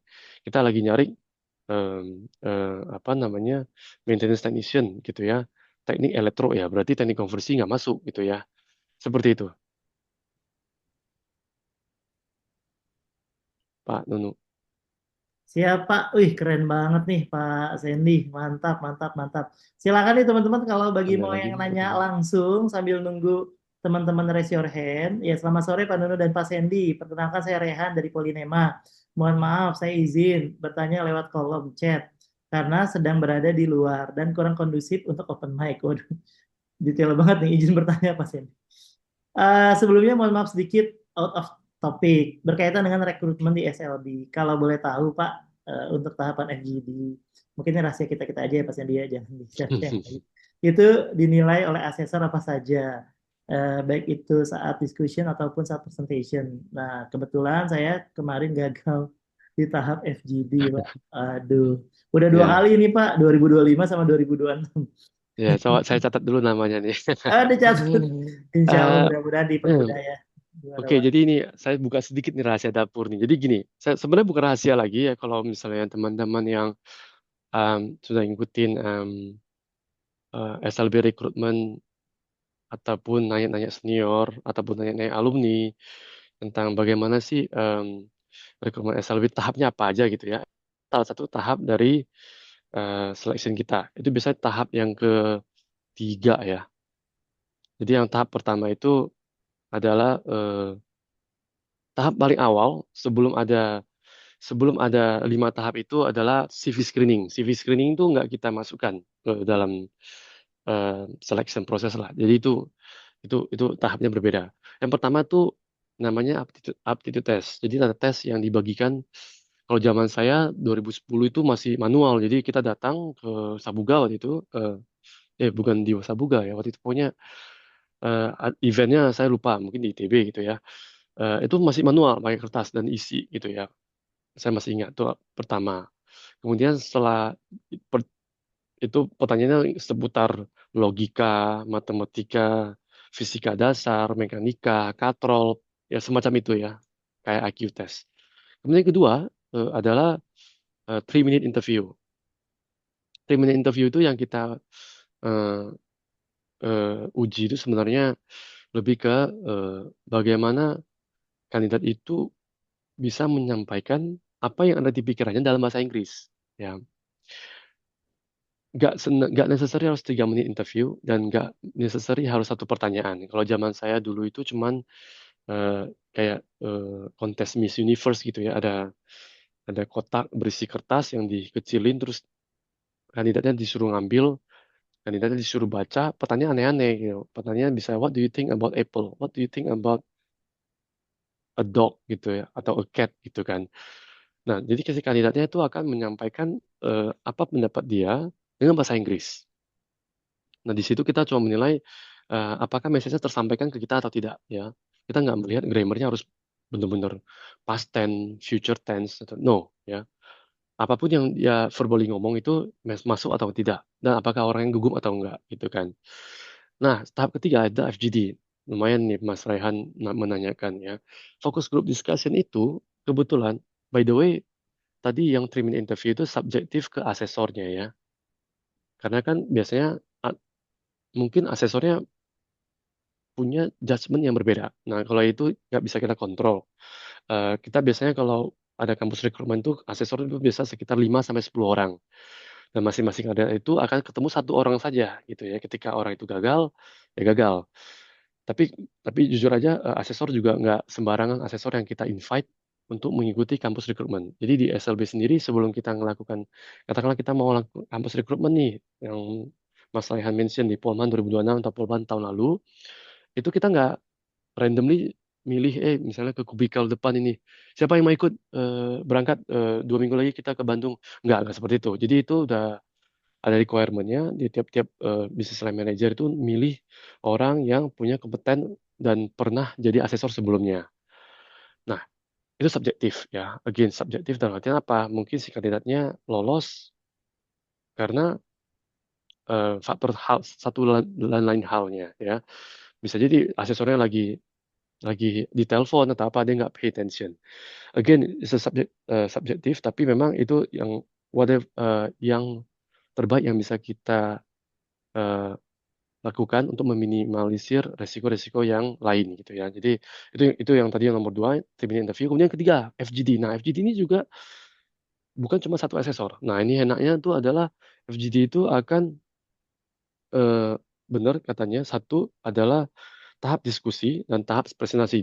FGD itu terbagi dari dua main part ya. Main partnya itu adalah yang pertama diskusi. Pas diskusi itu satu grup itu cuma ada satu asesor atau dua maksimum. Nah, satu dua asesor ini bisa subjektif, benar tadi yang saya ngomong itu. Tapi ketika presentasi, itu kan ada fase presentasinya. Ketika semua selesai, mereka grupnya itu keluar, nunggu giliran. Nah, ketika gilirannya tiba, di grupnya itu akan presentasi. Nah, kita akan lihat bagaimana si si kandidatnya itu present himself I- about the idea. Biasanya kita ada topiknya, misalnya lagi bikin ketapel lah atau yang lain, mungkin pada pada udah familiar nih sama apa FGD topik kita gitu ya. Nah, jadi itu kita juga ngasih pertanyaan di asesor itu. Pas presentasi itu ada asesor tuh minimal ada 5 biasanya. Nah, dari 5 itu sudah mulai ngasih ide ya, kira-kira si orang ini bagus atau tidak. Karena kan kita lemparkan pertanyaan juga ke si kandidat itu. Jadi mohon maaf nih Mas Raihan, saya jujur aja eh, kalau dipilih nama gitu saya harus lihat lagi apa historika kenapa alasannya Mas Raihan gagal itu agak susah gitu ya. Maksudnya agak will take time for me gitu ya. Tapi biasanya yang dilihat itu adalah ketika diskusi keaktifan ya. Tapi juga tidak boleh memotong pembicaraan pendapat orang lain gitu ya. Kemudian pas presentasi orangnya harus benar-benar bisa apa nge-present ide yang baru, jangan yang temannya udah ngomong terus eh, dia ngomong lagi gitu hal yang sama ya. Berarti memang nggak ada koordinasi antar temannya ini. Biasanya dua-duanya akan kita gagalkan kalau bisa seperti itu. Kemudian di fase pertanyaan dilempar oleh asesor. Asesor itu ada 5. Jadi mereka kan nanya. Ketika nanya ke seseorang, dia bilang 266. Coba apa pendapatmu? Kelima asesor itu langsung lihat. Langsung yes apa no di kertas mereka. Jadi di situ itu sebenarnya adalah ajang di mana kita tuh nunjukin ide-ide kita gitu. Ya, mudah-mudahan menjawab nih Mas Raihan. Muhammad Raihan Abdillah. Oke, keren banget, mantap, mantap. Wah, langsung bener ya, langsung banyak nih yang bertanya nih. Oke, sebelum nanti kita balik lagi ke kolom chat, saya ingin mempersilahkan kepada Mahdi nih. Silakan Mahdi, mungkin disebutkan dari kampus mana, jurusan apa, prodi apa, biar nanti juga Pak Sendinya juga bisa apa ngasih jawaban yang apa namanya, yang tadi ya lebih enak gitu ya. Silakan, Kak Mahdi. Ya, halo Bapak Ibu semua dan rekan-rekan sekalian. Sebelumnya perkenalkan nama saya Mahdi.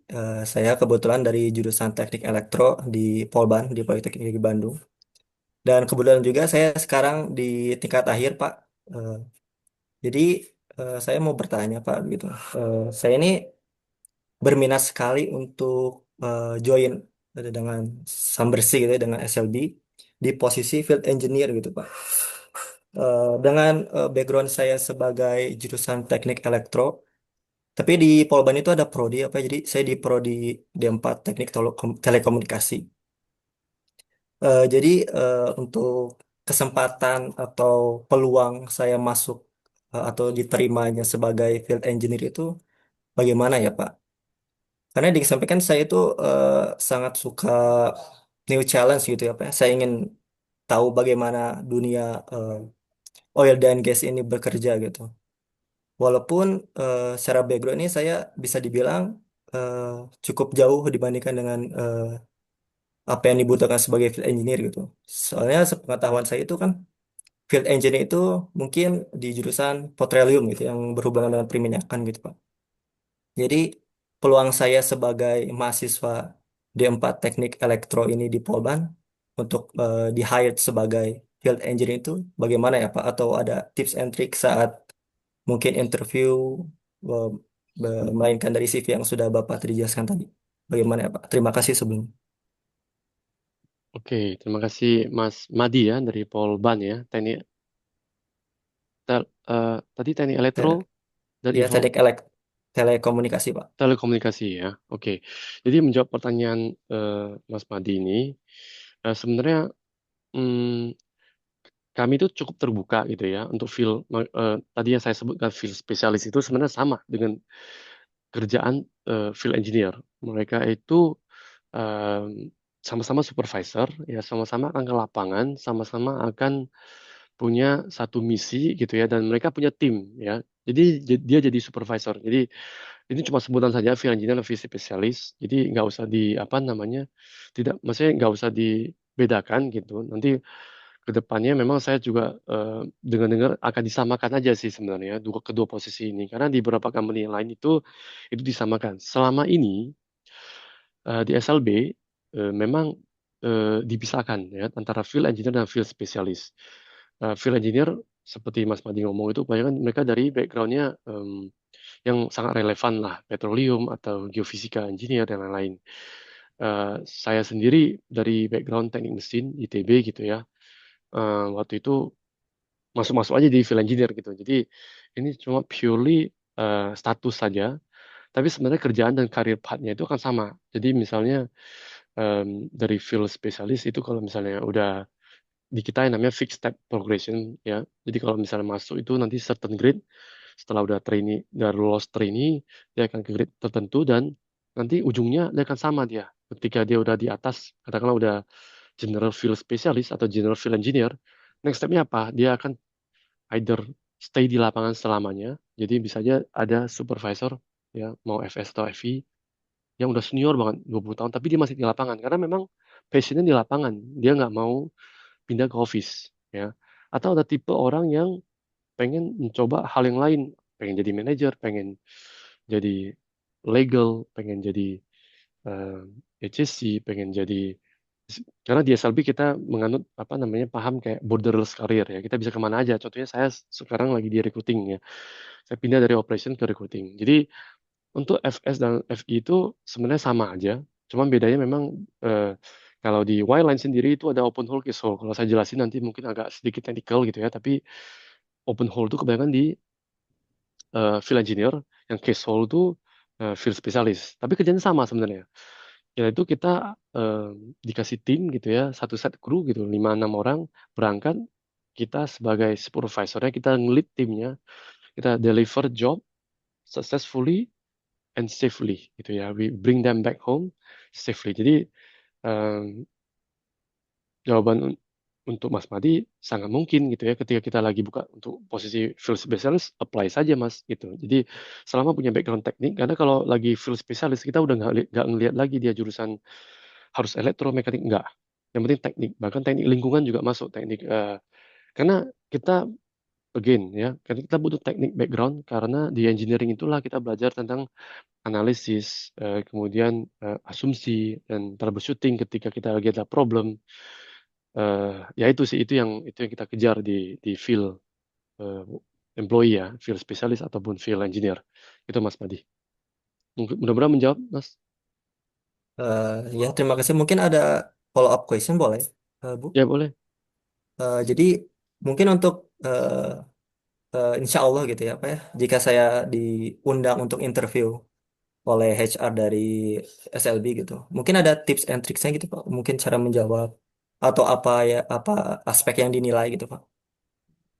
Sebenarnya ini sedikit yang tadi saya sebenarnya udah mention gitu ya.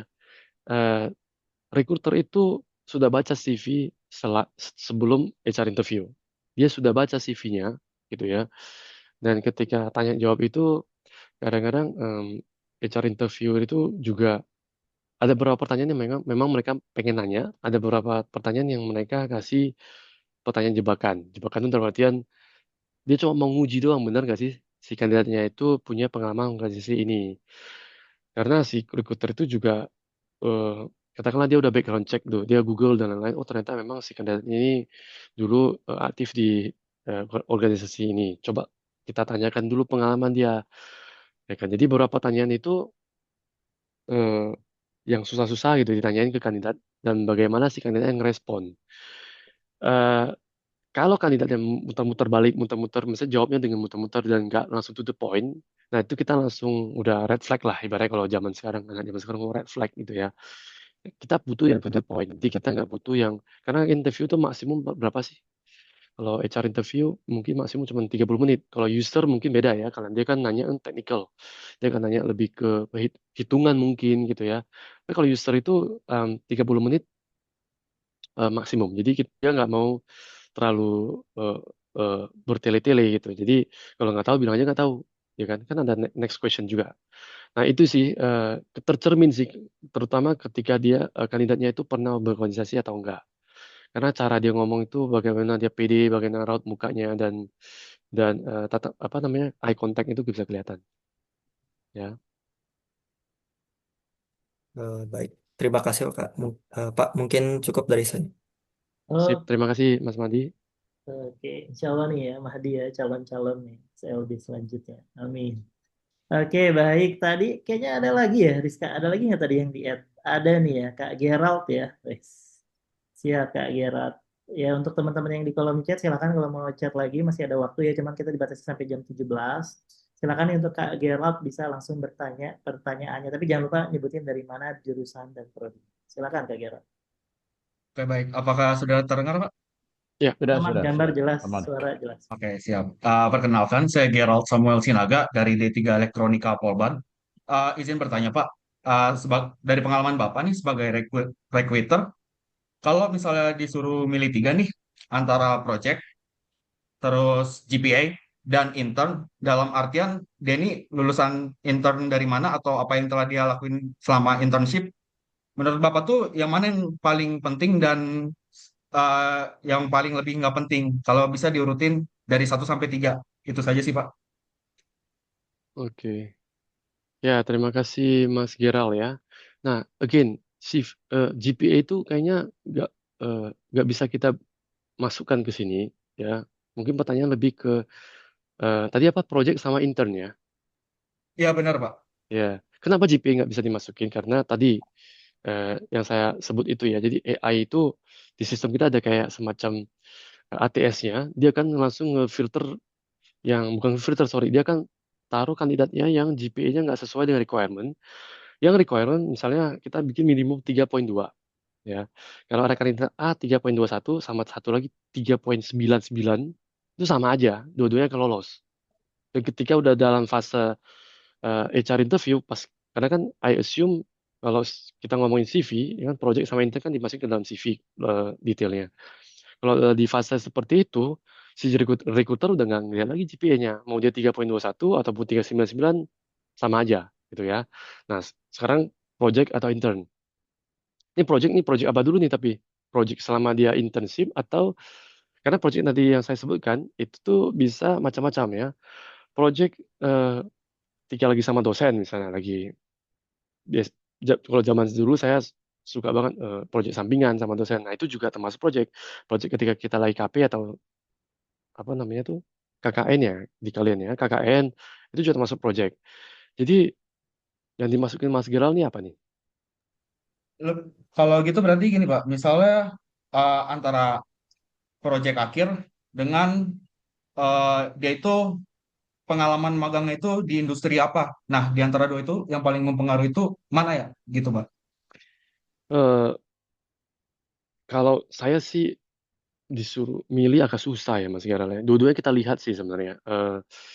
Kar- Mungkin kalau khusus final year project, kalau Mas Giral itu ngomongin tentang final year project, maka itu akan lebih less dibanding intern. Kenapa? Karena kita tuh respect dengan seperti tadi, kita buka seperti Mas Madi ya, kita buka field spesialis.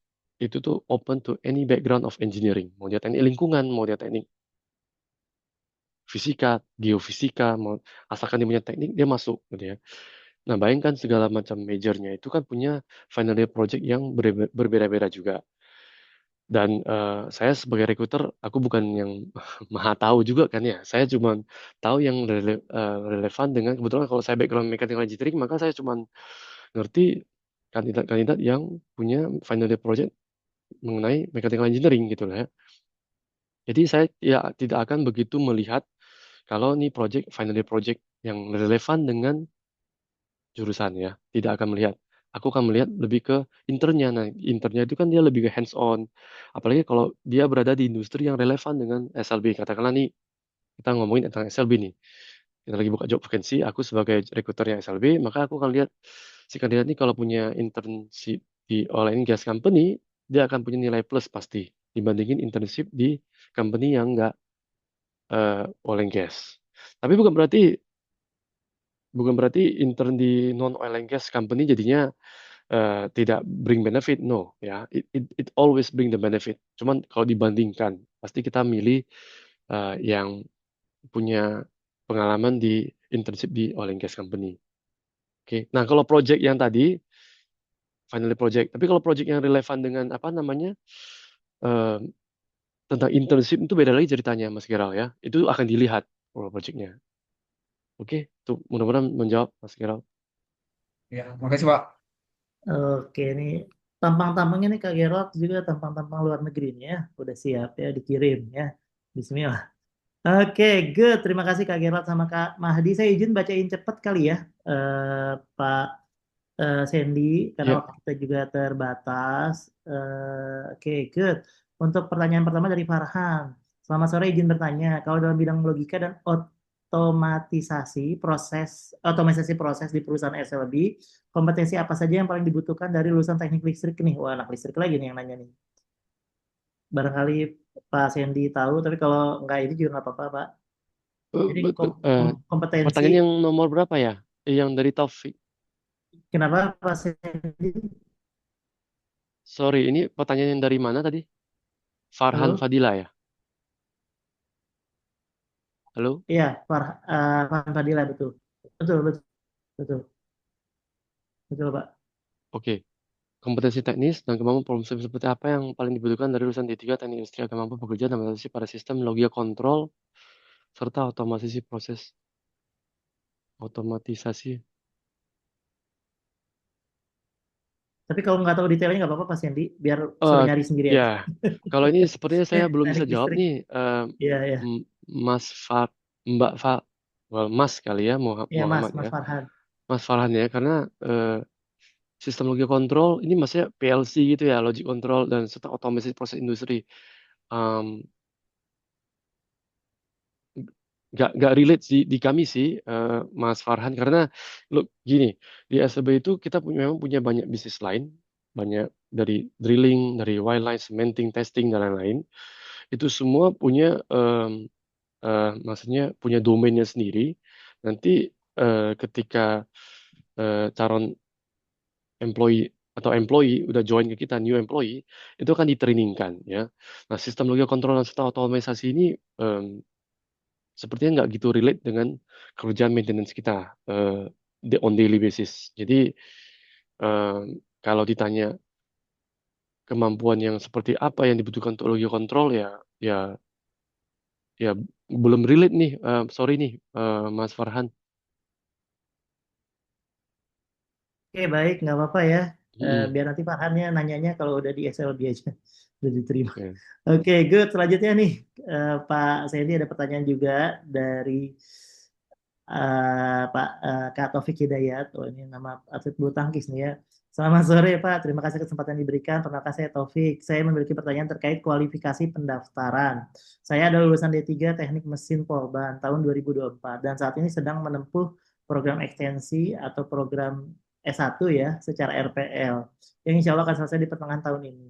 Target karir saya adalah bergabung di SLB sebagai Field Specialist Engineer melalui program sarjananya. Pertanyaan saya ada dua, Pak. Pertama, untuk kasus seperti saya, apakah disarankan untuk mulai mencoba apply dari sekarang, atau sebaiknya saya menunggu sampai SKL atau ijazah sarjana S1 saya keluar?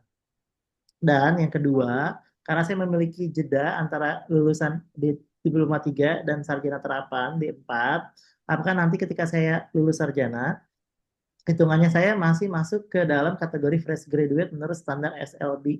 Nah, sekian pertanyaan dari saya. Terima kasih. Oke, Gimana nih? untuk yang pertama ya saya jawab dulu. Ini gampang ya. Jadi gini, biasanya Ya, kalau kita bikin job requirement, contohnya seperti yang Polman 2 minggu lalu itu di sana ditulis a fresh graduate or soon to graduate or yang udah graduate 2 years ago ya. Nah, itu masuk ke kategori fresh graduate. Jadi kalau misalnya masnya berarti soon to graduate gitu lah ya. Maksudnya dia kan belum belum lulus tapi kan ada expected graduation apa month-nya gitu ya. Katakanlah Oktober tahun ini gitu kan. Jadi apply saja kalau memang di job requirement ditulis yang siapa who can apply misalnya dengan jurusan sekian-sekian yang graduation-nya soon to graduate atau yang udah graduate maksimum 2 tahun yang ke belakang. Nah, ini tidak termasuk, nggak usah nunggu SKL. Jadi eh, nanti kan ketika misalnya lolos beberapa tahap itu pas di HR interview pasti ditanyain itu expected graduation-nya kapan dan itu akan ditunggu. Misalnya memang kalau Mas Taufik Hidayatnya terpilih gitu kan, itu kan company akan nunggu bener sampai si kandidatnya itu beneran sudah sidang, udah dapat SKL, itu langsung kita angkut biasanya ya. I mean, wisuda biasanya kita akan kasih off lah supaya bisa balik ke kampusnya untuk ikutin acara wisuda. Itu yang pertama. Kemudian yang kedua, nah jeda antara kelulusan D3 dan D4. Apakah nanti ketika lulus sarjana hitungannya masuk fresh grade, hitungannya yang terakhir ya. Jadi kalau misalnya ini maksudnya itu nanti D4 gitu ya. Ya berarti nanti lulusannya kategori D4 bukan yang D3. Kan misalnya D3 dia 2022, kemudian D4-nya 2024 katakanlah. Ya masukin 2024 ya. Itu Mas Taufik. Oke, siap. Jelas banget nih Pak Sandy jawabannya. Good. Wah, Tadi saya ada baik. yang kelewat dari Rifko Satrio. Saya adalah mahasiswa tingkat 3 dari jurusan Teknik Elektronikologi nih, Polban. Saya ingin menanyakan terkait program internship dari SLB. Kemarin saya udah daftar di website SLB ya, melalui website pada tanggal 10 Mei untuk posisi di bidang digital and teknologi. Saya ingin bertanya, untuk mahasiswa aktif biasanya estimasi proses rekrutmen berlangsung sekitar berapa lama, Pak? Selain itu juga mahasiswa aktif yang ingin menempuh program internship di SLB, tahapan seleksi yang umumnya dilalui seperti apa? Terima kasih sebelumnya atas waktu dan informasinya, Bapak. Oke. Untuk pertanyaan internship ya. Oke. Eh, untuk internship itu sekarang kita memang eh, selection prosesnya nggak sedetail yang selection proses ketika jadi permanent employee di kita. Nah itu kita tidak ada yang namanya FGD ataupun aptitude test. Jadi dia cuma CV screening langsung jam ke HR interview, dari HR interview langsung jam ke user. Nah itu prosesnya untuk internship. Terus pertanyaan tadi yang hilang ya di saya ya pertanyaannya. Iya, Pak, itu kebetulan Japri, Pak. Oh, Nggak, nggak ke host sama admin itu Japri pertanyaan. oh, Lalu yang oke. kedua, tahapannya apa saja? Tahapan kalau kita mau apply internship, apakah sesusah nge-play jadi full timer Oh iya, untuk lebih gampang yang internship? tadi karena dia tidak melewati tidak dibutuhkan untuk apa namanya eh, FGD dan aptitude test. Jadi dia langsung ke HR interview dan user. Itu untuk internship. Oke, good, good. Oke, terima kasih Pak Sandy. Baik, ini saya pertanyaannya makin lama makin makin banyak. Tapi saya izin bacanya agak lebih cepat dan Pak Sandy Ya, barangkali bisa untuk langsung rapid question aja, langsung rapid answer gitu ya Pak ya lebih cepat. Ada pertanyaan dari Kak Andi Akbar. Kan di industri sekarang tuh perkembangannya sangat cepat dan dinamis.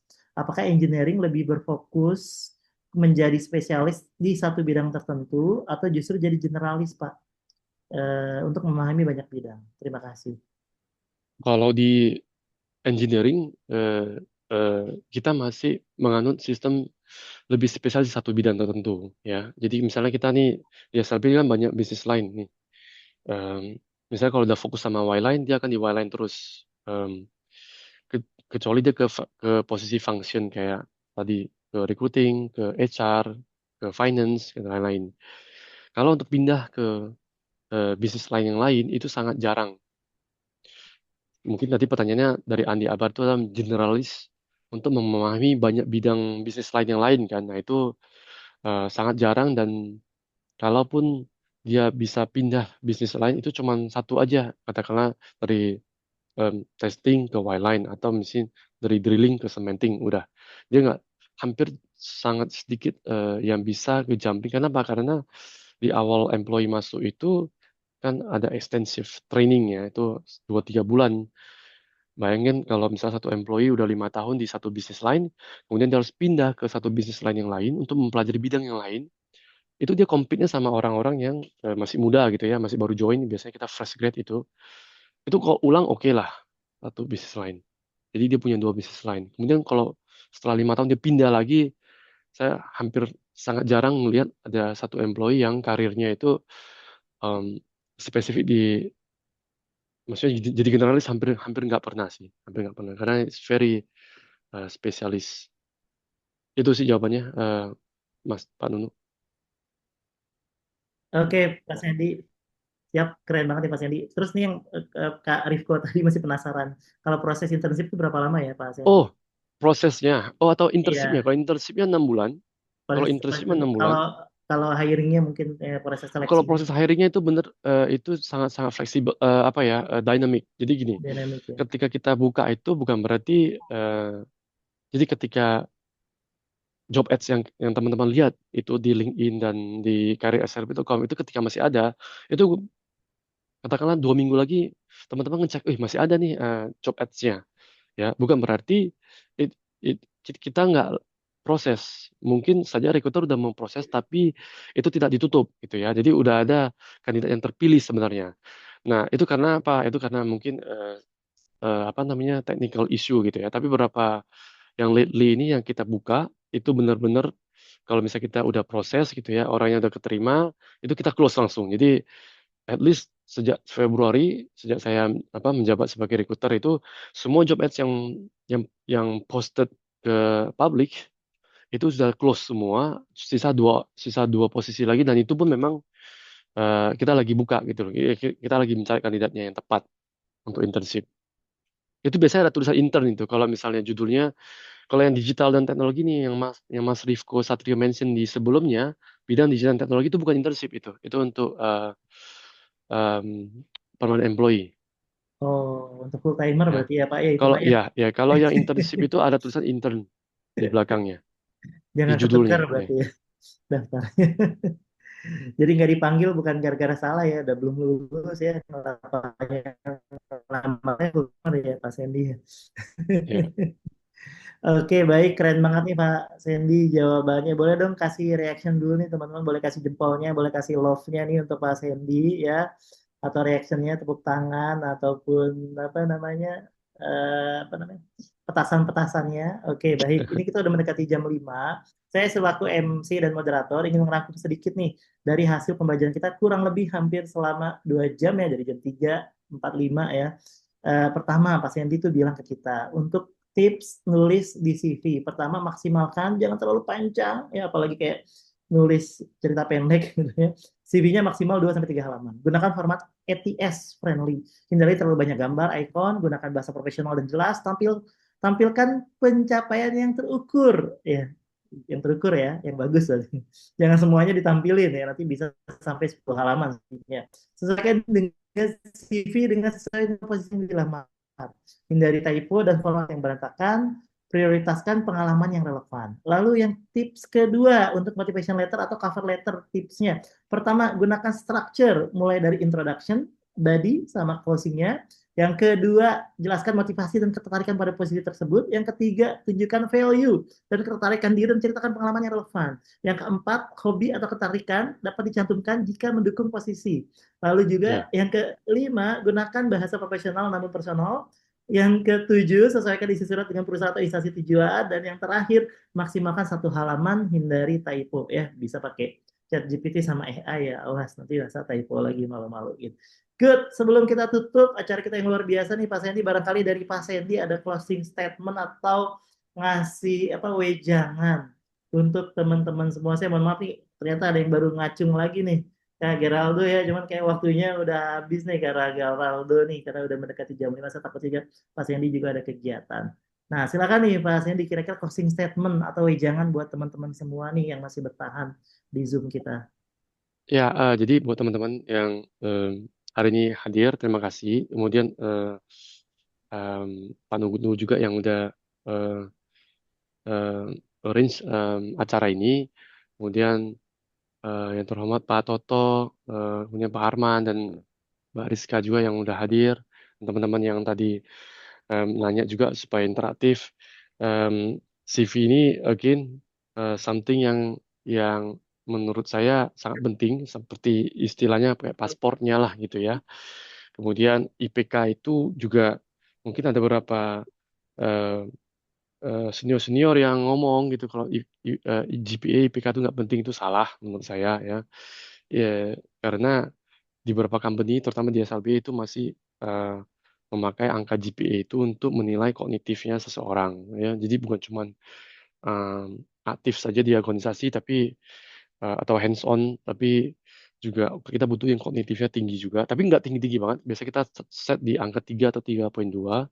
Itu semacam ibaratnya kalau CV-nya paspornya, maka si GPA itu ada visanya gitu ya. Jadi ibaratnya kalau kita mau ke satu negara, sebelum terbang paspor dan visa harus ready gitu ya. Jadi sisanya adalah ketika kita berada di selection proses itu.